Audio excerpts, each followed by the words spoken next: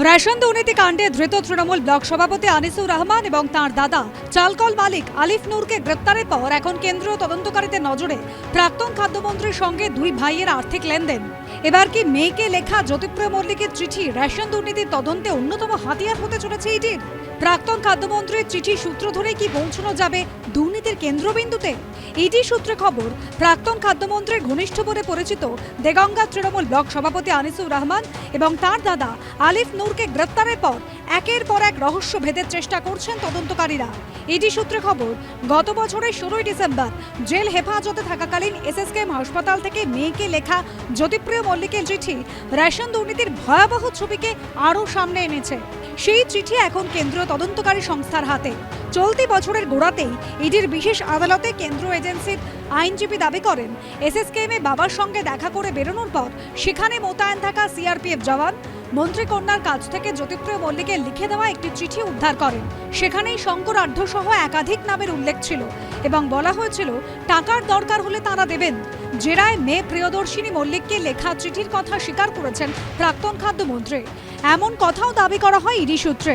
জ্যোতিপ্রিয় মল্লিকের চিঠিতে উল্লেখ থাকা ডাকু ওরফে শঙ্করাঢ্যের নামের রহস্যভেদ হলেও মুকুল বলতে কাকে বোঝাতে চেয়েছেন প্রাক্তন খাদ্যমন্ত্রী তা নিয়ে দ্বন্দ্বে ছিলেন তদন্তকারীরা। ইডি সূত্রে খবর, তদন্তে নেমে কেন্দ্রীয় এজেন্সির গোয়েন্দারা জানতে পেরেছেন মেয়ে প্রিয়দর্শিনী মল্লিককে লেখা জ্যোতিপ্রিয় চিঠিতে উল্লিখিত মুকুল আসলে দেগঙ্গার চালকল মালিক আলিফ নূর। কেন্দ্রীয় এজেন্সির দাবি, আলিফ নূর ওরফে মুকুলের কাছ থেকেই প্রতি মাসে 10 লক্ষ টাকা সুদ বাবদ নিতে হবে বলে মেয়েকে নির্দেশ দেন প্রাক্তন খাদ্যমন্ত্রী। রেশন দুর্নীতি মামলা তদন্তে নেবে গত বছরের শেষের দিকে জ্যোতিপ্রিয় মল্লিকের হিসেব রক্ষক শান্তনু ভট্টাচার্যের ডায়মন্ড হেরিটেজের দফতরে তল্লাশি চালিয়ে বেশ কিছু ডিজিটাল ডেটা হাতে আসে ইডির। সূত্রের খবর, প্রাক্তন খাদ্যমন্ত্রীর হিসেব রক্ষক শান্তনু ভট্টাচার্যের অফিসের কম্পিউটারে মুকুল আর বিদেশ নামে দুটি ফোল্ডারে উল্লেখ করা ছিল লেনদেনের তথ্য। ইডি সূত্রে খবর, মুকুল যেমন দেগঙ্গার চালকল মালিক আলিফ নূর, তেমনি বিদেশ হলেন তৃণমূল ব্লক সভাপতি আনিসুর রহমান। ইডির বিশেষ আদালতে এই সংক্রান্ত তথ্য জমা দিয়েছেন রেশন দুর্নীতি তদন্তকারীরা, এমনই খবর সূত্রে। তবে কি মুকুল বিদেশ জুটি মারফত রেশন দুর্নীতি টাকার অঙ্কের ভাগ পেতেন জ্যোতিপ্রিয়?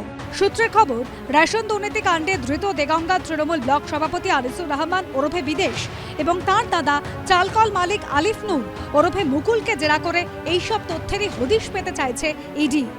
প্রকাশ সিনহা ও সুকান্ত মুখোপাধ্যায়ের রিপোর্ট, এবিপি আনন্দ, কলকাতা।